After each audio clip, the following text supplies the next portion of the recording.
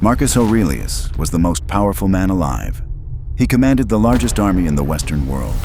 He governed 50 million people.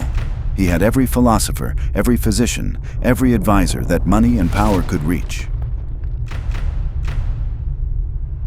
And he spent his nights alone at the edge of a dark river, writing in a language nobody around him could read, about the things he could not fix inside himself.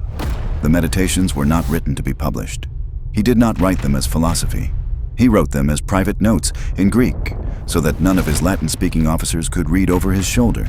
The title we know them by, Meditations, was given to them by someone else centuries later. The title he gave them was simpler. Taes Hauton, to himself. This was a man writing to himself, about the darkness he carried, while ruling the known world. That is not the Stoicism you see on Instagram. That is not discipline. That is not productivity. That is someone sitting alone with what they cannot resolve, and choosing to understand it rather than remove it. Stoicism, as it exists online, is a philosophy of strength, of detachment, of not being moved by what happens to you.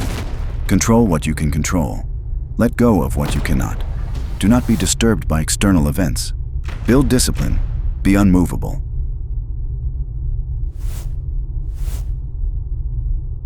This is true, and it is incomplete.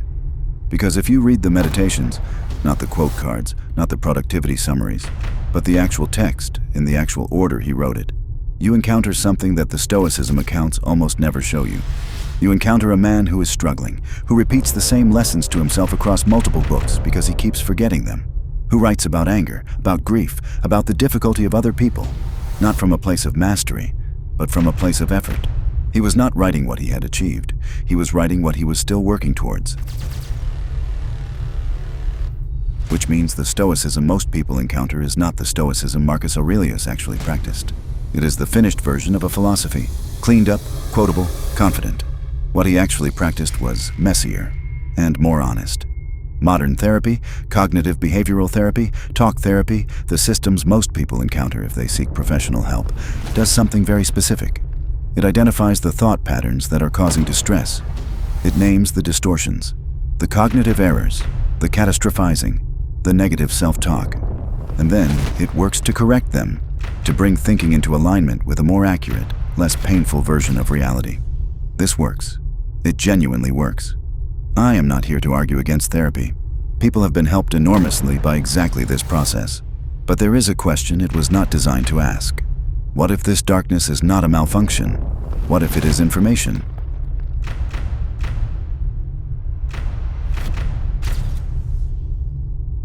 CBT asks, what are the thoughts creating this feeling?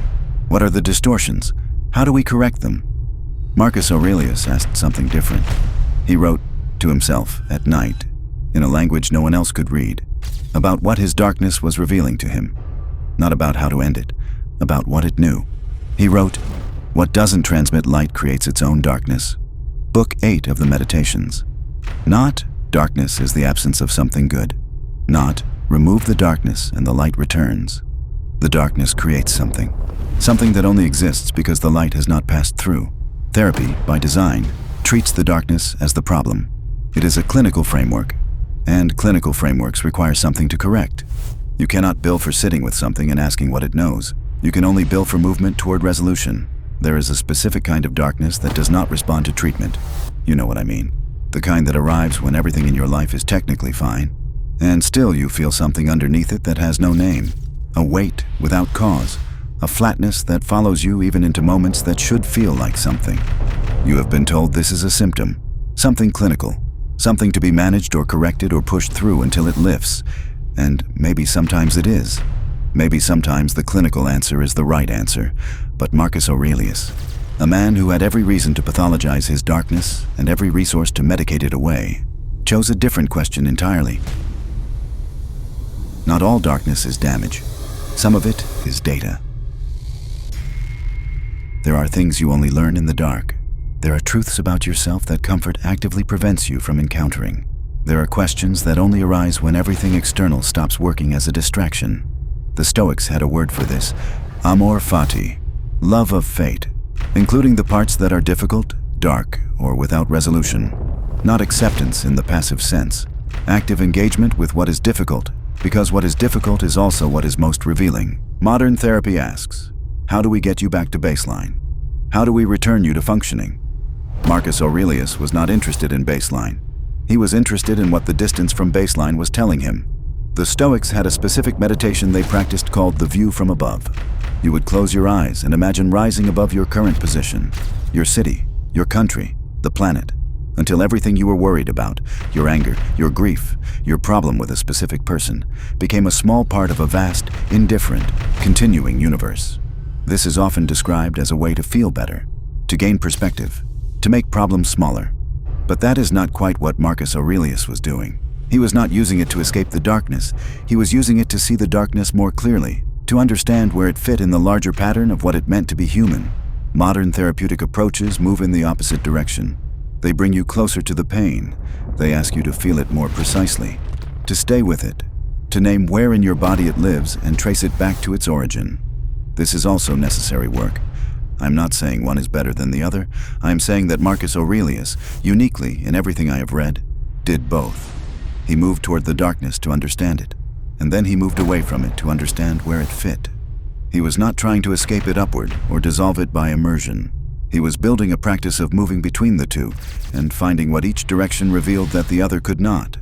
He writes in Book 4, confine yourself to the present, and in Book 9, think of yourself as dead. You have lived your life. Now take what's left and live it properly. The same man, the same notebooks, moving between closeness and distance, between immersion and context, within the space of a single evening's writing. He was not enlightened. He was practicing, every night, imperfectly, for the rest of his life. There is something in the way modern life is structured that treats darkness as a problem to be solved quickly. You are not supposed to sit with it. You are supposed to identify it, treat it, and return to functioning. The faster, the better. And if it does not resolve, if it keeps returning, you are told something is wrong with you, that you have not done the work correctly, that there is another layer to process, another root to uncover, another distortion to correct. But what if some of what keeps returning is not a wound that has not healed, but a question that has not been answered? A truth your comfortable life is too loud to let you hear? What if the darkness that arrives when everything is technically fine is not a malfunction, but the most honest thing in your life? What is yours trying to show you? That the light in your life has been too comfortable to reveal?